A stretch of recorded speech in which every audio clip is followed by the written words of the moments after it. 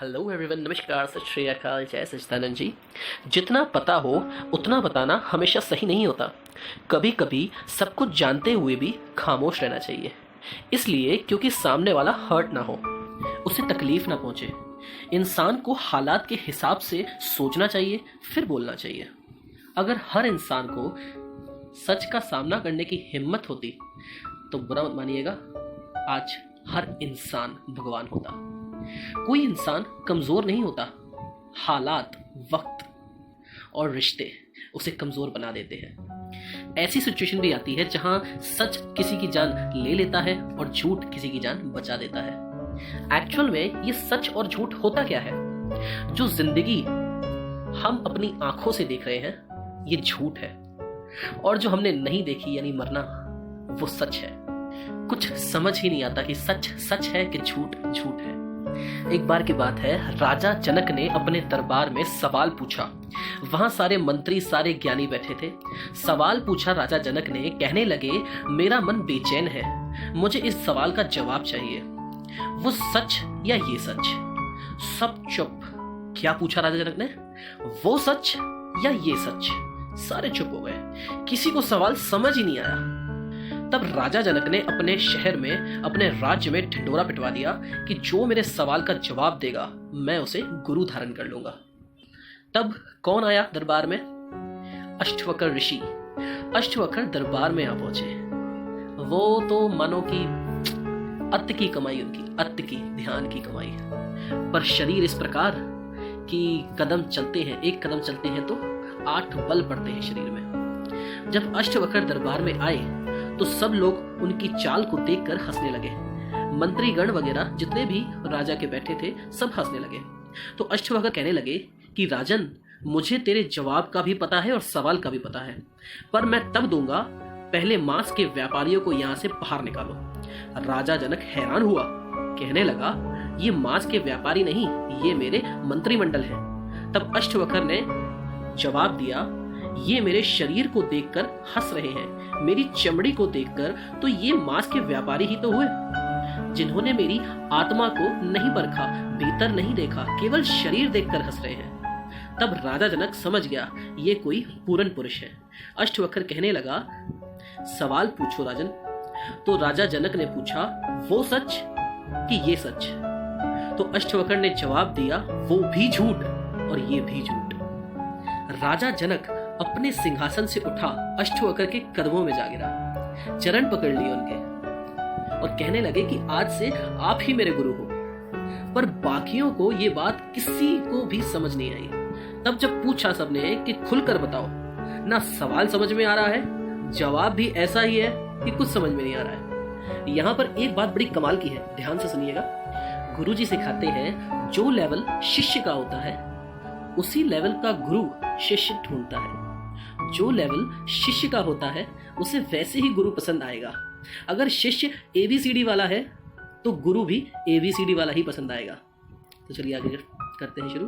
तब राजा जनक ने खुलकर समझाया, प्लीज सारे ध्यान दीजिएगा, अब थोड़ी शब्दों में गहराई है। राजा जनक कहने लगे, मैंने रात को स्वप्न देखा। स्वप्न में मैं जंगल में शिकार खेलने गया और अपने साथियों से बिछड़ गया। एक पागल कुत्ते ने मुझे काट लिया, हलकारी कुत्ते ने। मैं भाग रहा हूं कि मुझे कहीं जहर ना चढ़ जाए। वैद्य के पास गया, वैद्य कहने लगा, पैसे दो तो इलाज करूंगा। राजा जनक कहने लगे कि मैं राजा हूं, पर वैद्य माने नहीं क्योंकि उनके कपड़े फटे हुए थे। अब 2 पैसे चाहिए थे इलाज के लिए और मैं दर दर भटक रहा था। कोई मुझे 2 पैसे भीख में दे दे। हूं राजा, पर सपने में भिखारी बना हुआ हूं। दर दर का दरवाजा खटखटा रहा हूं, कोई 2 पैसे दे दे। आखिर में एक बुजुर्ग औरत ने 2 पैसे दिए और कहा कि भीख मांगता है, काम क्यों नहीं करता। फिर राजा जनक कहने लगे, मेरी आंख खुल गई, पर अब मैं राजा हूं। तब मैंने सवाल पूछा कि वो सच कि मैं सपने में भिखारी बना हूं, कि ये सच कि मैं अब राजा हूं। फिर अष्टवक्र ने जवाब दिया कि वो भी झूठ और ये भी झूठ। अब इस गहराई को पकड़ना कि वो झूठ कैसे, वो सपना झूठ नहीं कहा। अष्टवक्र समझाने लगे, वो स्वप्न झूठ नहीं है, उस स्वप्न को जो स्वप्न समझेगा वो झूठ। अब तू राजा है, पर सपने में तू भिखारी था। जब तक तेरा स्वप्न चल रहा था तू भिखारी था। वही दुख भोग रहा था जो स्वप्न में आदमी भोगता है, जो सच्चाई में भोगता है। जब तक तेरी नींद खुली तब तक तू भिखारी था।